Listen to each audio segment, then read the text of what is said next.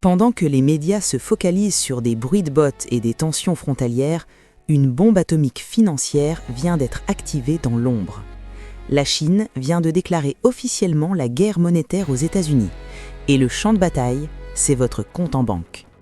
Il existe un moment précis dans l'histoire où deux empires réalisent qu'ils ne peuvent plus coexister, où la confrontation devient une question de survie. Ce moment, c'est maintenant.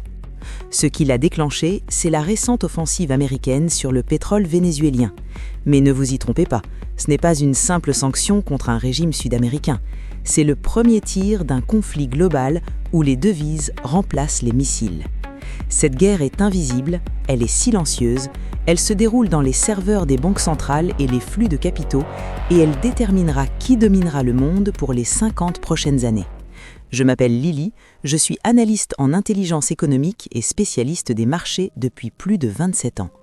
Ce que je vois se déployer entre Washington et Pékin est la plus grande redistribution des cartes depuis la fin de la Seconde Guerre mondiale. Dans cette vidéo, je vais vous révéler comment le pétrole est devenu l'arme du crime, comment la Chine répond par une stratégie asymétrique très pointue et surtout les 5 étapes de cette guerre monétaire qui vont bouleverser votre avenir financier. Restez bien jusqu'à la fin, car je vais vous dévoiler quelle monnaie sortira victorieuse de ce chaos et comment protéger votre épargne. Pour comprendre le séisme actuel, il faut admettre une réalité brutale. L'hégémonie américaine, bâtie depuis 1945 sur le socle du dollar roi, est directement menacée. La Chine n'est plus l'usine du monde de 1980, elle est devenue un titan technologique qui pèse 30% de la production mondiale et le premier partenaire commercial de 120 nations. Elle ne veut plus subir les règles d'un jeu dicté par Washington. Historiquement, quand une puissance montante défie l'ordre établi, le choc est inévitable. Mais au XXIe siècle, on ne coule pas des porte-avions, on coule des monnaies. La première phase de cette guerre a commencé par le contrôle des flux énergétiques. En frappant les exportations de pétrole vénézuélien, les États-Unis visent directement la gorge de l'économie chinoise. Pékin achète plus de 500 000 barils par jour au Venezuela avec des rabais massifs pour assurer sa sécurité énergétique. En bloquant ces routes, Washington envoie un message clair. Nous contrôlons les mers, nous contrôlons les assurances maritimes, nous contrôlons les banques. Nous pouvons éteindre votre économie d'un simple clic. C'est une humiliation stratégique à laquelle la Chine ne peut répondre par la force brute, sa marine étant encore inférieure à l'US Navy. C'est ici que commence la deuxième phase, la réponse asymétrique chinoise. Plutôt que d'envoyer des navires de guerre, Pékin a sorti son arsenal financier. Depuis le début de l'année 2025, la Chine a volontairement renforcé le yuan face au dollar. Pourquoi renforcer sa monnaie alors que tout le monde l'accusait jadis de la dévaluer ? C'est un coup de maître.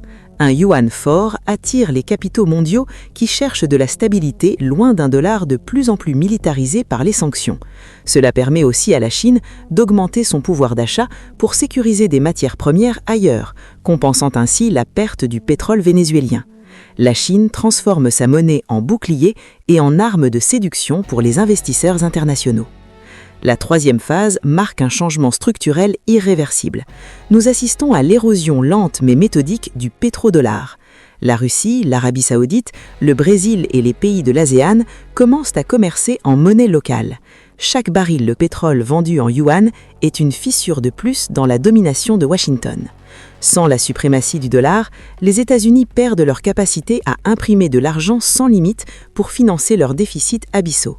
Si le dollar perd son statut de réserve mondiale, les États-Unis deviennent un pays ordinaire, incapable de maintenir ses 800 bases militaires à travers le globe. La quatrième phase est celle du coût de l'empire. Maintenir la domination mondiale coûte une fortune que les Américains n'ont plus. Avec une dette dépassant les 35 000 milliards de dollars et des intérêts qui dévorent le budget fédéral, Washington est vulnérable.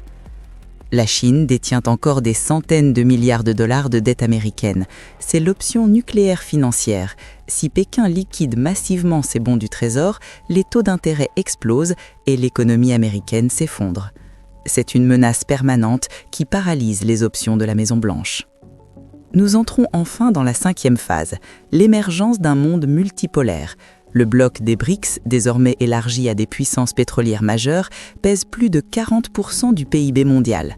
Ils développent des systèmes de paiement alternatifs à SWIFT et des monnaies numériques souveraines impossibles à sanctionner.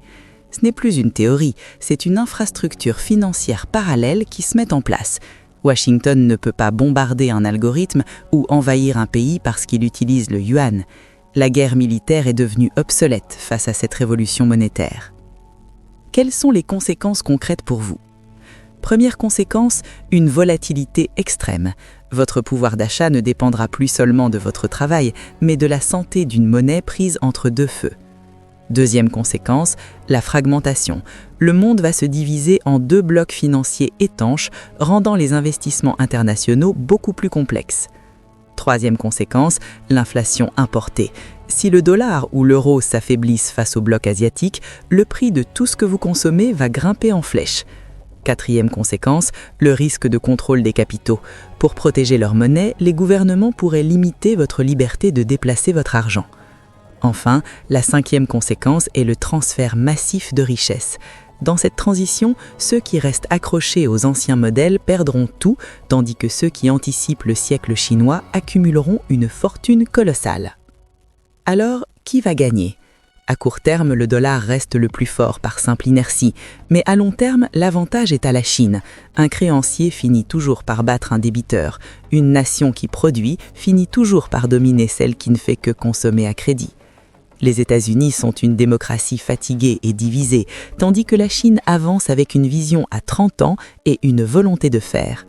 Pour vous protéger, la stratégie est claire. Diversifiez vos devises dès maintenant. Ne restez pas prisonnier d'une seule zone monétaire.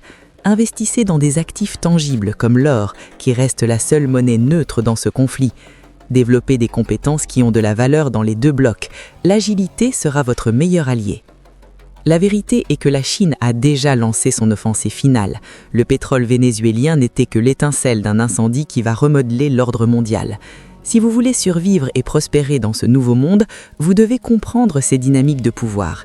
Abonnez-vous immédiatement et activez les notifications, car dans ma prochaine vidéo, je vais vous révéler le rôle secret de la Russie dans cette alliance et comment les BRICS préparent le coup de grâce contre le dollar.